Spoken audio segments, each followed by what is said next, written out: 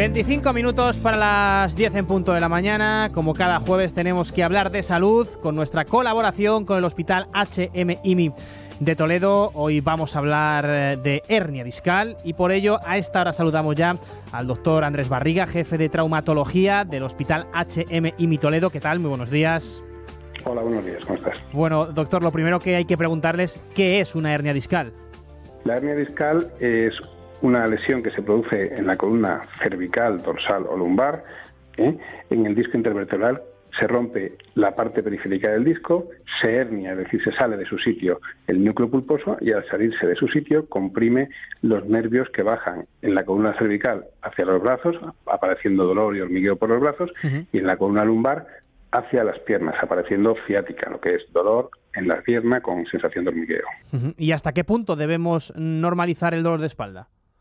La hernia discal habitualmente no da dolor de espalda, es decir, el dolor de espalda lo da cuando la hernia, digamos, está produciendo. Se produce una fisura del disco lumbar y mientras está, digamos, a punto de romperse, es muy común que los pacientes te cuenten, mire, llevaba una semana, 2 semanas con lumbago y de repente me ha dado un dolor horrible en la pierna y se me ha quitado el lumbago. Es porque se ha acabado de romper el disco.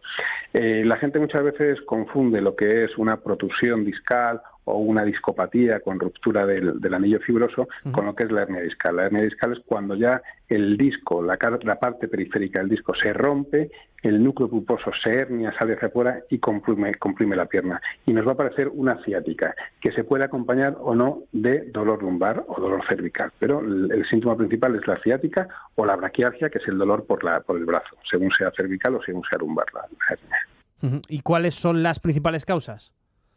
Pues hay un componente claramente familiar y genético, es decir, hay familia de herniados, como podríamos decir, ¿no? Hay familia que se opera el padre, la madre, el hijo, y tienen esa tendencia familiar. Eso es una cosa que cada vez se ve más, que hay algunos genes que influyen en tener esta degeneración discal, y podemos tener hernias discales en todas las edades, aunque generalmente es una patología de gente joven, entre los 30 y 40 años. Yo incluso llego a operar a una niña de 12 años, que lleva 1 año en cama y con una hernia discal, no es lo habitual, pero se puede tener hernia discal a cualquier edad. Generalmente la gente mayor ya no tiene tanta hernia discal porque los discos ya por la propia edad se han degenerado y no tienen esta producción. Entonces tenemos ese componente y luego pues hay un desencadenante. El desencadenante de la hernia, de que se acabe de romper completamente, puede ser un esfuerzo grande, cargar un peso, pero puede ser que estornudes, es decir, un esfuerzo tonto. O sea, hay gente que se queda clavada con movimientos muy sencillos, porque en ese momento pues se produce una carga en la que se rompe el anillo fibroso, se hernia el núcleo pulposo y ahí se produce la hernia. ¿Y qué tratamiento tiene? Vamos a ver, pues la hernia discal, el 90% no hay que operarla, ¿vale? Nos quedamos con el concepto de que la hernia, la mayoría, el 90% no hay que operarlas. Hay que tratarlas primero con medicamentos. Se suelen utilizar medicamentos potentes porque cuando uno está con la hernia reciente duele mucho, es un dolor muy intenso, limita mucho, la gente se queda, como dice, clavado, me he quedado sin poder moverme, se asusta mucho, pues es un dolor muy intenso. Entonces utilizamos principalmente corticoides, utilizamos antiinflamatorios y medicamentos para la transmisión del nervio como la pregabalina. Eso en la fase inicial, ¿no? La mayoría de los pacientes van a ir recuperándose en 1 o 2 semanas.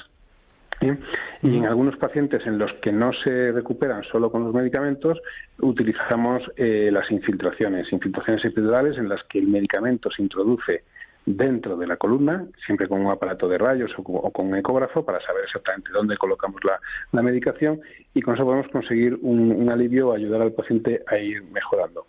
Pero hay algunas hernias que a pesar de todo lo que hagamos, aunque le asociamos incluso fisioterapia, tracción, no acaban de mejorar y pues tenemos que ir a la cirugía. Pero son las menores, el 10% hay que operarlas, el 90% no va a haber que operarlas. Supongo que los tratamientos han evolucionado de forma notable, ¿no?, durante los últimos años. Sí, claro, antes cuando se hacían cirugías, estamos hablando del tratamiento quirúrgico, se hacían grandes cirugías con incisiones grandes. Ahora vamos a hacer cada vez cirugías menos invasivas, intentamos hacer la cirugía cuando se realiza con microcirugía, cirugía mediante masivas y últimamente estamos haciendo también la cirugía endoscópica, que es meter un endoscopio que viene a ser pues del tamaño de un bolígrafo, a través del cual vemos el interior de la columna y podemos extraer la hernia con facilidad y con una recuperación más rápida. ¿Y los tratamientos no recomendados a los que acuden a lo mejor los pacientes a veces antes de visitar al médico?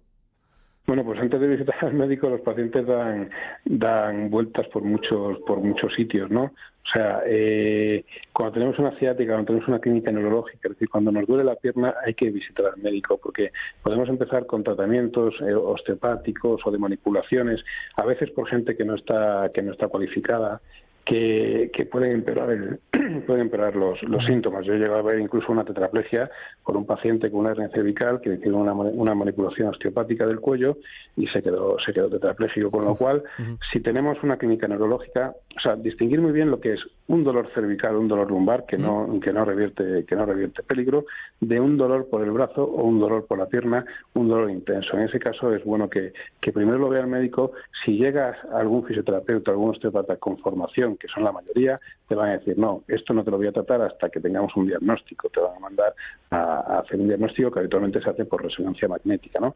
Pero como en este campo se mueven algunas personas que no tienen formación, pues pueden llegar a causar daños importantes, con lo cual hay que tratar esto no es un lumbago, es decir, es una cosa más seria que hay que tratarla por gente especializada y por profesionales. Supongo que es importante, ¿no?, este mensaje, que sepamos bien dónde debemos acudir en cada situación.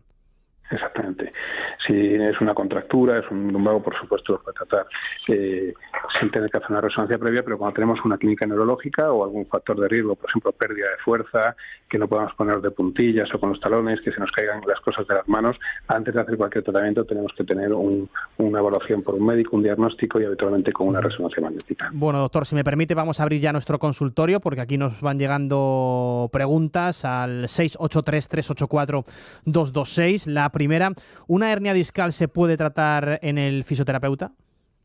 Una hernia discal se puede tratar en el fisio. Vamos a ver, la hernia discal no se va a reducir por un tratamiento de fisioterapeuta. Para que el fisioterapeuta lo que puede es ayudar con los síntomas asociados a la hernia discal, es decir, va a tratar las contracturas vertebrales que se asocian, toda la contractura de la musculatura, va a tratar también la compresión radicular mediante estiramientos de las piernas, intentar ir moviendo el nervio ciático. Por supuesto que el fisio nos va a ayudar mucho en la recuperación, pero primero tenemos que tener un diagnóstico. Más preguntas, doctor. ¿Puedo correr con una hernia discal o una protusión? Sí, totalmente. Es decir, tenemos que quitarnos la enfermedad de la resonancia de la cabeza. Es decir, alguien le ha dicho que tiene una hernia discal, que tiene una protusión, porque le han hecho una resonancia y alguien le ha dicho, pero si él no tiene ningún síntoma, es decir, si el paciente no tiene dolor por la pierna y no tiene un dolor lumbar importante, puede hacer vida completamente normal. Es decir, el que le hayan detectado en una resonancia hecha por ese motivo o por otro una hernia discal, si el paciente no tiene ningún tipo de sintomatología, puede hacer todo lo que quiera. ¿Y qué calidad de vida, nos pregunta otro oyente, nos queda tras el diagnóstico precisamente de una hernia? Pues en el 90% de los pacientes la calidad de vida es total, es decir, el paciente va a poder volver a hacer las actividades que hacía previamente a sufrir la hernia discal. Esto tardará 3-4 meses en mejorar, pero una vez que mejore, la calidad de vida va a ser exactamente igual que la que ha tenido antes, una vez que se cure la hernia. Y en los pacientes que hay que operar, que es el 10% restante, una vez que se operen, en general la calidad de vida vuelve a ser igual que la previa. Un oyente nos plantea una situación. Estoy, dice, diagnosticado con una hernia y siempre me han dicho que debería usar corset. ¿Mito o realidad? Para una hernia discal no hay que utilizar un corsé. Los corsés se utilizan para personas que tienen fracturas vertebrales o para deformidades como la escoliosis en niños temporalmente, pero para una hernia discal el uso de corsé no tiene ninguna utilidad. Otra cosa es que el paciente utilice un corsé o una faja ortopédica si hace un trabajo de esfuerzo para evitar una lesión de la musculatura o que se produzca una nueva hernia discal, pero para una hernia discal no hay que utilizar ningún corsé. Y una última, nos pregunta también en qué profesiones es más común que podamos desarrollar una hernia discal. Los pacientes con hernias discales pueden aparecer en cualquier tipo de profesión. Muchas veces la gente piensa que las profesiones en las que se hace muchos esfuerzos tienen mayor incidencia de hernias discales que las que no. Es decir, una hernia discal la puede tener desde un oficinista hasta una persona que esté levantando pesos en una obra. Y curiosamente, habitualmente tienen menos dolor de espalda las personas que hacen un trabajo físico que las personas que hacen un trabajo sedentario. El tener una buena musculatura en la cintura, en la espalda, nos protege la espalda. no es peor. Otra cosa es que ya tengas una lesión y que determinados trabajos te produzcan dolor mientras haces ese trabajo. Pero la creencia de que las profesiones que cogen cargas tienen mayor incidencia de dolor lumbar que los sedentarios no es real. Muchas veces tenemos más dolor lumbar en pacientes que hacen trabajo de oficina y que no cargan ningún peso que en pacientes que hacen trabajos con pesos. Pues doctor Andrés Barriga, jefe de traumatología del Hospital HM IMI Toledo, gracias por estar aquí en Radio Castilla-La Mancha. Muchas gracias a vosotros. Un saludo.